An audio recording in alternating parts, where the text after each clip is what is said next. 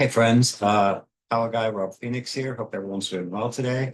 It is Friday, August 23rd.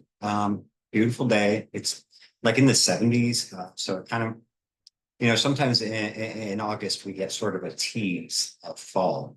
Um, Only in the early part of the day. Then by like 3 o'clock, 5 o'clock, it's blazing hot again. But it's nice sometimes early in the day on these like teaser days. First of all, it's a break from the heat. It's been an oppressively hot summer. Um, But then it just puts you in the mood for fall because it's like summer's winding down. People are like, oh, I feel sad that summer's ending. But then you think, oh, well, I'm reminded that Halloween is coming. So that's fun. So yeah, it just kind of gives you a little taste of what's to come. And then September and October are usually pretty hot for us. When I was a kid, they'd be colder months. I remember going for tricks or treats like in snowstorms. When I was a kid, we had to put winter jackets over our costumes, and we didn't like that. Those days are long gone. Now it stays hot all the way through, uh, sometimes all the way up to Thanksgiving. Anyway, I digress. We are in the waning moon. It was a full moon just a couple days ago. Um, and I had a friend stuff. I'm working from home today. If any of you do like a hybrid work schedule, like some days in the office and some days at home, I think you get what I'm talking about. Uh, so anyway, I had a friend come over about an hour or so ago. He has terrible insomnia. Now he does a lot of self-treatments at home, like self-medications with all kinds of crazy products and remedies and homeopathic and naturopathic and bizarre things. He's one of them experimental types. We're talking like the colloidal silver kind of heat, one of those. Which more power to him. But nothing he is taking to sleep is helping him. I mean, I said to him, I think you're just maybe taking too many things. But it's not for me to say I'm not his primary care physician. Um, I might be actually, I don't know. So anyway, what made me think of, I had a few things for him. But one of the things that I wanted to talk to you guys about is, well, two things. There are two herbal remedies, as long as you're not overdoing it with all kinds of craziness and putting all this stuff in, and taking all these pills and medications, and you don't get crazy. Your body can only handle so much, and then eventually it's just going to start rejecting things, and things are going to interact with each other, and the next thing you know, you have permanently blue skin, and you can't sleep. So calm down, because I'm going to tell you a good natural way to calm down. There are two plants you can grow. One is really easy. It's called lemon balm. And here in South Central Pennsylvania, it grows just fine. You can plant it in the ground or put it in a pot like I do and grow it outside. Lemon balm is very good for relaxation. It can help induce sleep, if you take enough of it. But we're trying to find gentle, safe, healthy ways to relax your body, and that in turn can help you to fall asleep. So lemon balm is really nice. Now, just watch the plant because you don't want it to flower. So before it flowers, you're going to want to snip those leaves off, because that's what you want, is the little leaves from a lemon balm plant, and dry them out really good and then crush them up. So I have some of my lemon balm here, this jar. Um, See, it's just really fine. That's, if you can see that, but it smells really good. It does kind of have a lemony scent to it. So that's lemon balm. And you can have an infusion just of lemon balm if you want, put a little bit of honey in it. And it's used in some places to like calm children down a little bit. You can actually make lemon drops out of that if you know how to make your own homemade candy. The negative with that is you're using corn syrup. But anyway, also passion flower. Uh, passion flower is kind of like it's kind of a unique sort of viney kind of flowery thing. Gets a little fruit on it. So it's kind of crazy looking if you can get it to grow properly. I mean, it doesn't grow like in the wild here in Pennsylvania.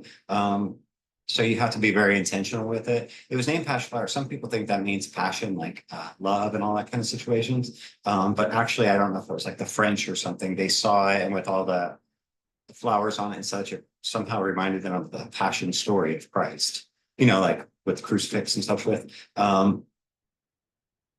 So that's how it became called passion flower. Uh, I mean, it just smells herby. So the thing about passion flower is when you get the flowers and the leaves and the stems, before they die, while they're in like bloom and they look gorgeous and beautiful, chop them down and then dry out all of it, because you're going to want like really good passion flower infusion is made with the stems, the leaves, it's all in here. So you're going to want to dry that up really good, crunch it all up together, because you're going to get the medicine from every part of that plant. And passion flower is a more powerful natural sedative. Um, the Well, these are the good things about it. So taken together, like an infusion just of passion flower, I would definitely recommend adding sweetener to it. Now, I like honey a lot, but I don't like it in tea. I don't like it in hot water, I guess. I don't know. It just tastes like burned or something to me. So I do use sugar. That's okay. I do not recommend those like newer, like that agave syrup or anything like that, because those are actually not very good for you at all. So yeah, use a little bit of honey. That's the best option. To make yourself an infusion with passion flower. But a better idea is to do the infusion with passion flower and add the lemon balm with it. So infuse the two of them together, because they're very similar medications. And it will taste a lot better with lemon balm. For infusions, and I say infusions because there's really only like, if we're going to be technical, there's only like 3 teas in the world: like green tea, white tea, and oolong tea, I think it is. And everything else is an infusion, but people say herbal tea, it doesn't matter. So I use these disposable tea bags. They're nice. I order them online. I can get them local, but it's actually cheaper just to order them online, because you get a box of like 1,000, and then they'll last you for pretty much the rest of your life. So you just put your herbs in there and, cover it with hot water, and be sure when you're steeping it to cover that cut with like a tea saucer, a plate or something, because all the essential oils, that's where all the medications, all that powerful essential oil escapes through steam. So you want that to stay in. So as soon as you put your herbs in here, tie it up tight, put it in your cup, pour over the hot water, then cover that cup for like 3 to 5 minutes. And that's it. 3 to 5 minutes is enough. Take the bag out, toss it, and then drink it down. I don't recommend making infusions ahead of time, just because, if you were to make an herbal infusion and put it in a sealable container and put it in the refrigerator or something, it will probably just get mold on the top. It's gross. I've tried it thinking like, oh, here's a good idea. I'll make some in advance. I would not recommend making it in advance. Just make it as you need. It's super easy, and you need such a small amount of herbs. You don't have to pack this bag full. Just like teaspoon of each. Put them in there. Put it in the water. Steep for 3 to 5 minutes and then drink. Add some honey or whatever. It'll be tastier with the lemon balm, and it will help you relax. Now, the warning to this. First of all, they say women who are pregnant should not try any remedy like this at all. Now, I don't know. I think that's just a just in case kind of rule. Sorry. Better safe than sorry kind of situation. So yeah, talk to your doctor about that. But if you're on blood thinners, or yeah, like if you're on blood thinners, or you have like super high or super low blood pressure or something, if something's off about your blood pressure, just ask your doctor if it's okay, because these can sometimes like thin your blood out a little bit. It's kind of like taking an aspirin or something. And they say if you're you take, like I take a low dose aspirin every day to help prevent blood clots. Totally fine. So I would want to be careful that I don't overdo it with stuff like this. 1 cup of an infusion a day is not going to hurt you, and it will help you relax at night. But yeah, just make sure you're aware of that. Also, these things can sometimes have almost like a diuretic effect, depending on how strong you make it. Like the stronger you steep it, the stronger it will be, but then the more like bitter it will taste. So that's why 3 to 5 minutes is enough. And you'll see the water will be a nice rich color, and then just get rid of the tea bag. Because any longer than that, and it would just be like kind of gross and just too strong. And plus, if you have too much of these, it could almost have a stimulant effect, and you don't want that. And you also don't want to wake up with a hangover. Some people recommend valerian root. Now, I've used valerian root multiple times, and every single time it's the same thing. I seriously wake up with, like, I feel like I have a hangover from it. I don't like the way that valerian makes me feel.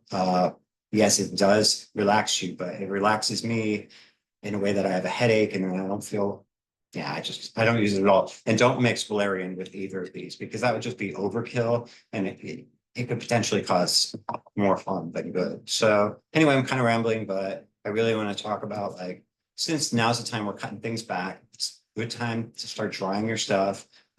Especially with like lemon balm, you could harvest it as much as you want. But once it flowers, all that power goes up into the flower, and the leaves are not as potent. So just keep that in mind. And the passion flower, you want everything to be beautiful.